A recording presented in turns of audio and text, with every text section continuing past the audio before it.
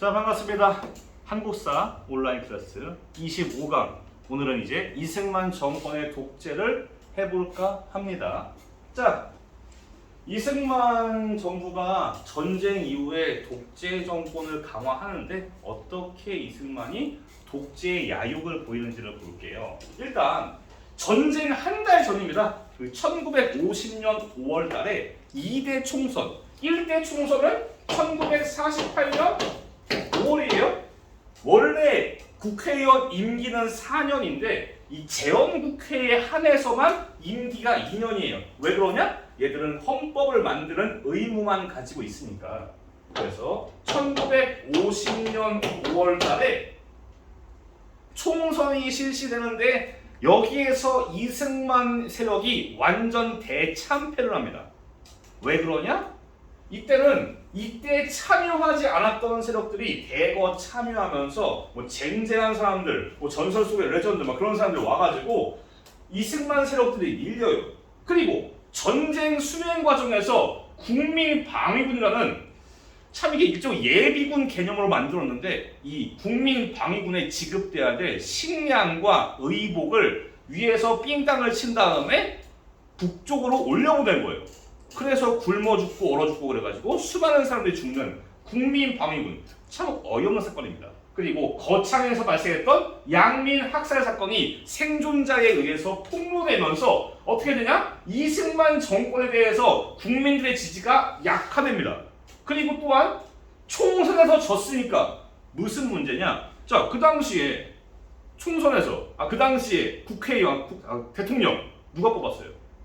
그 대표가? 그렇죠. 간선제입니다. 간선제. 그러니까 총선에서 이승만 세력이 졌어요. 그럼 뭐냐? 국회에서 이승만이 당선될 리가 없다는 거예요.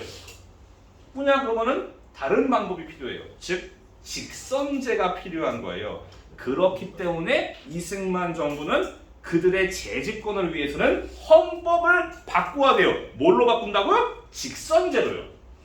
그래서 일단 먼저 이승만을 좋아하는 사람들을 하나로 모읍니다.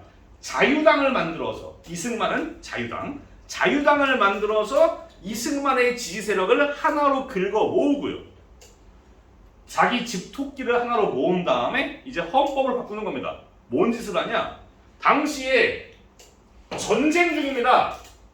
국회가 어디에 있냐? 당연히 서울이 아니라 임시 수도인 부산이에요. 부산에 임시 국회가 있는데 여기를 출퇴근하는 국회의원 버스를 납치합니다.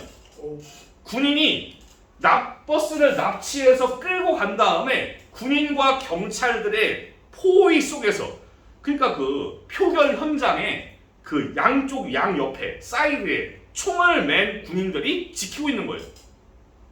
국회에 경찰과 군인이 있다고요. 총을 무장하고. 얼마나 참 공포 분위기 아실 거예요. 이런 상황 속에서 이제 어떻게 하냐? 원래 국회는 토론을 해요. 야당, 여당, 찬성, 반대 토론하는데 그런 거 없어요. 그냥 군대 쫙 있고 경찰 쫙 있고 의장이 나와가지고 자, 개헌안 찬성하시는 분 일어나세요. 그런 식의 기립투표를 합니다. 생각해봐요. 기립투표가 나쁘다는 게 아니에요. 우리도 지금 국회에서 종종 버튼 누르는 거 말고 옛날에 기립투표를 했어요. 이게 나쁘다는 게 아니라 양 옆에 사이드에 경찰과 군인이 있다고. 그 상황에서 나는 반대합니다. 그런 간 큰 사람이 몇 명이 있냐고요. 쫙 있는데. 그래서 그냥 바로 직선제 개헌안이 통과됩니다. 그리고 52년도. 자, 6.25는 1953년에 끝나요. 그 말은 뭐냐? 전쟁 중입니다. 전쟁 중에는 대통령을 보통 안 바꿔요. 일반적으로 국민들이 전쟁 중에 대통령 바꾸자 안 해요, 보통. 그래서 스무스하게 여기에서 이승만이 승리해서 재집권을 합니다. 자, 이게 발췌 개헌이에요. 이 직선제 개헌안을 통과시키는 게 발췌 개헌입니다. 왜 발췌이냐? 당시에 그 대통령 중심제와 내각 책임제를 적당히 발췌는 꺼내는 겁니다. 적당히 꺼내서 섞었다는 의미에서 발췌 개헌이라고 해요. 그런가 보다 하시고 직선제 개헌안을 통과했다는 거, 그게 발췌 개헌이라는 거 잘 아시면 되겠습니다. 그러니까 둘 다 발췌개헌이요? 그렇습니다. 빈칸은 발췌예요. 좋습니다. 좋은 질문이에요. 자, 다음 전쟁이 끝났습니다. 전쟁이 끝났고요. 예. 그리고 1954년 총선에서는 전쟁 이후의 여파로 자유당이 승리를 해요. 근데 이승만이 이제 1956년에 됐고 임기는 4년이에요. 그 다음 1956년에 해야 되는데 문제는 뭐냐? 그 당시의 헌법에 대통령은 2번 이상 못해요. 1+1.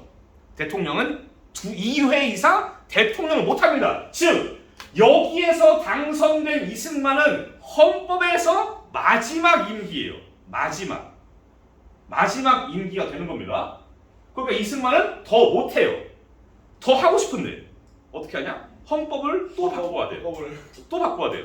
그래서 자유당이 헌법을 개정하는데 사실 헌법의 내용은 별 의미가 없거든요. 그냥 똑같아. 그냥 대통령은 1+1이다. 2회 이상 재임 못한다. 근데 헌법의 마지막에 단서 조항이 있어요. 초대 대통령은 3선 금지를 예외한다. 즉 초대 대통령은 지 마음대로 대통령을 할 수 있다. 헌법이에요. 헌법인데 지 마음대로 이승만만 예외를 둔 거예요.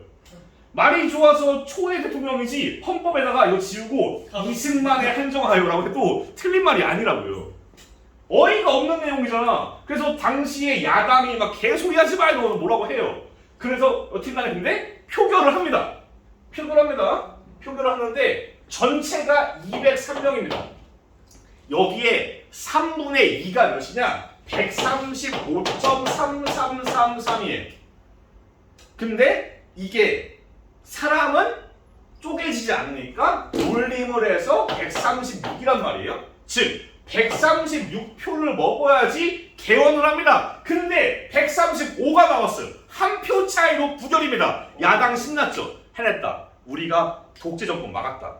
근데 갑자기 다음날에 아니야 라고 하면서 무슨 소리를 하냐? 자 여러분, 제가 이번에 서울대학교 수학과 교수를 모셨습니다.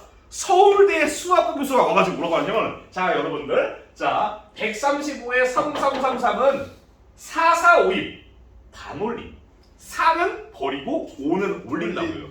그러니까 자 여러분 보세요. 203명 중에 135, 33명이니까 자 4452에 의거해서 이거는 날려버리고, 즉 203의 3분의 2는 135입니다.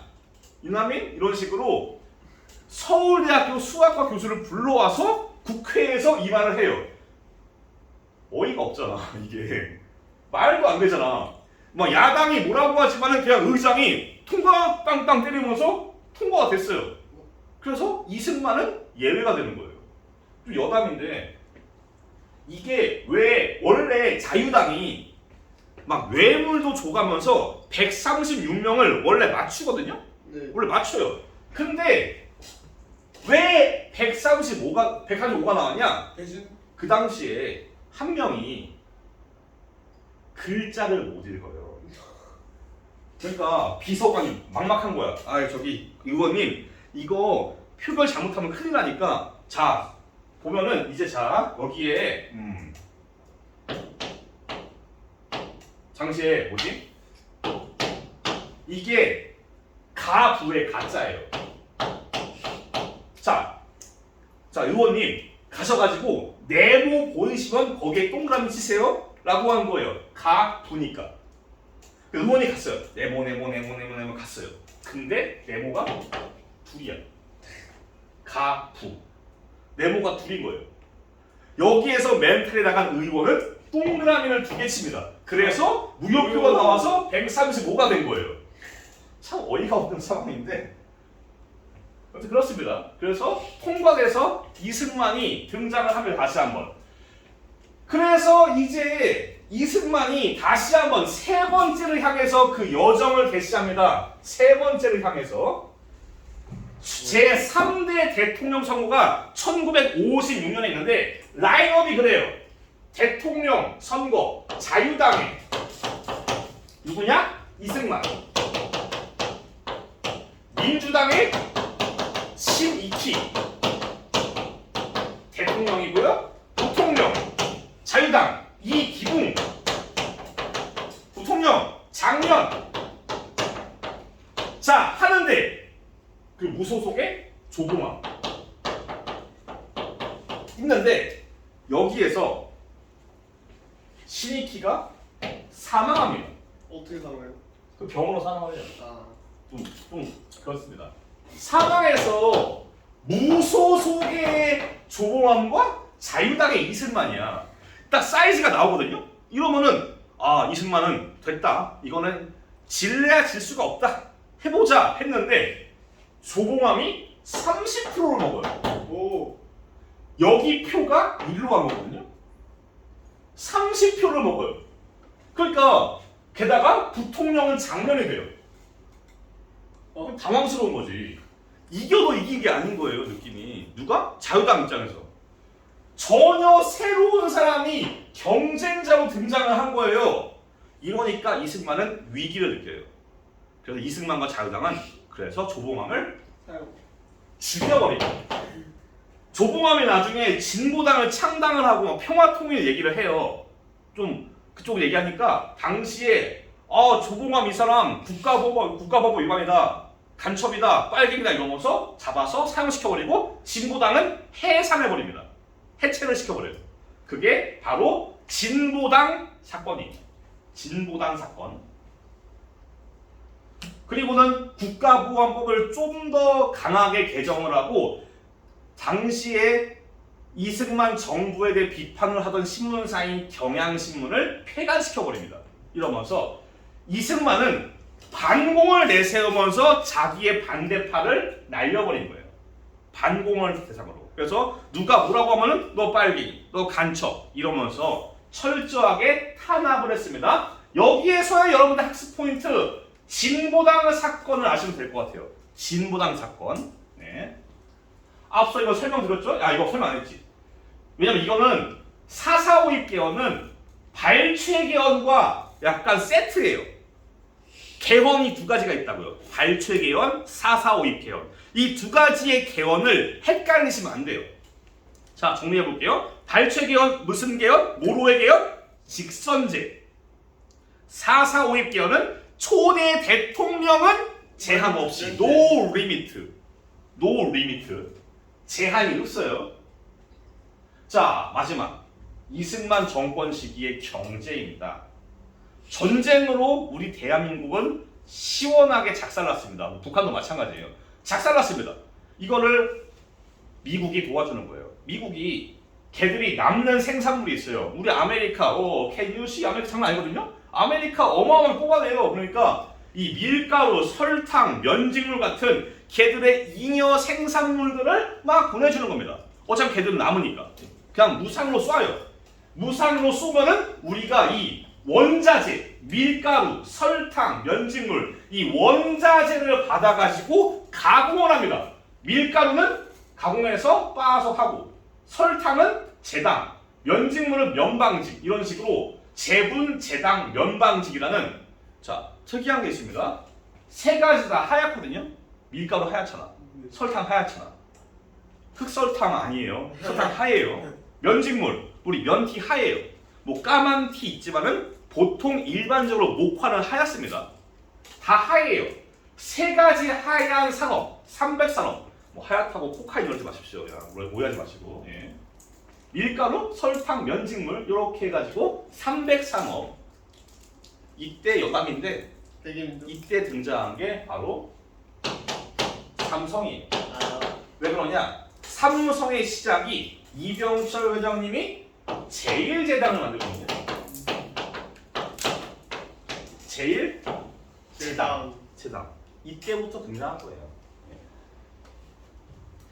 그리고 또한 과거에 일본 애들이 가지고 있던 재산들을 귀속재산, 빈칸은 귀속이겠죠? 귀속재산인가? 그래요. 귀속재산 처리법으로 민간에다가 팝니다. 그러니까 사람들이 일본인들이 가진 재산으로 산업을 발전시키게 유도하는 거예요. 근데 문제는 뭐냐? 이런 원조 물자와 귀속 재산을 나눠주는 과정에서 정부가 자기 마음에 드는 애들한테 주는 겁니다. 자기한테 뇌물을 바칠 사람, 자기한테 뭐 술 한잔 따르면서 접대를 하는 사람, 뭐 이런 사람들한테 나눠주는 정경유착, 정치와 경제가 엮여 들어와가지고 막 우리가 남이가 막 이런 느낌 있잖아요. 그래서 함께하는 정경유착이 발생하고 또 이런 거를 혼자서 다 긁어모으는 독점이 발생해요. 이런 식이 이때부터 등장해가지고 군부 독재 시기에 계속 발전되면서 지금의 재벌들이 나오는 거거든요. 네. 근데 문제는 이 50년대 말쯤에 미국이 경제 위기가 찾아와요. 미국이 전쟁의 호황이 끝납니다. 미국의 버블이 꺼져요. 미국도 더 이상 대한민국한테 막 무상으로 퍼줄 수가 없거든요. 이 상황에서. 그런 상황이기 때문에 이제 아메리카에서 야 대한민국아 미안한데 더 이상 공짜는 안 되겠다. 빌려줄 테니까 나중에 갚지 않을래? 무상에서 유상으로 바뀌어요. 우리가 갚아야 된다고요. 아직 대한민국이 발전하지 않았는데 갚으래요. 이런 상황에서 우리가 경제 위기가 찾아오는 겁니다. 돈 갚아야 되니까. 그만큼 우리나라 정부에 대해서 부담이 되는 겁니다. 경제 위기예요. 이게 뭐랑 연결되냐? 바로 4.19입니다. 왜 그러냐? 이게 50년대 말이에요. 거의 1960년이야 거의. 경제가 불황에 빠지면서 국민들이 이승만 정권에 대해서 분노를 하게 되는 겁니다. 경제가 어려울 때는 보통 이렇게 당시 정권에 대해서 분노를 많이 하거든요. 분노를 하는 상황에서 나중에 여러분들은 뭐 배우겠지만은 분노를 하는 상황에서 이승만 정부가 부정선거를 하니까 이놈 봐라 이러면서 들고 일어난 거거든요. 종합적인 거예요. 역사적 사건은 한 가지의 이유만 있는 게 아니에요. 단지 부정선거라는 거 하나만으로 4.19 이런 거 아닙니다. 복합적인 것이 섞여 있어요. 그렇습니다. 여기에서의 키포인트 300산업. 제일 중요해요. 여기서는. 여기서 제일 중요한 건 300산업. 그 다음은 귀속재산 처리법. 이승만 정권 시기의 경제정책을 물어보는 경우는 이런 거를 잘 찾으시면 되겠습니다. 자, 오늘 수업은 여기에서 빠르고 짧게 마무리를 하겠습니다. 다음 시간은 4.19 혁명과 5.16 군사 반란에 대해서 만나보도록 하겠습니다. 고생 많았습니다. 다음 시간에 뵐게요. 감사합니다.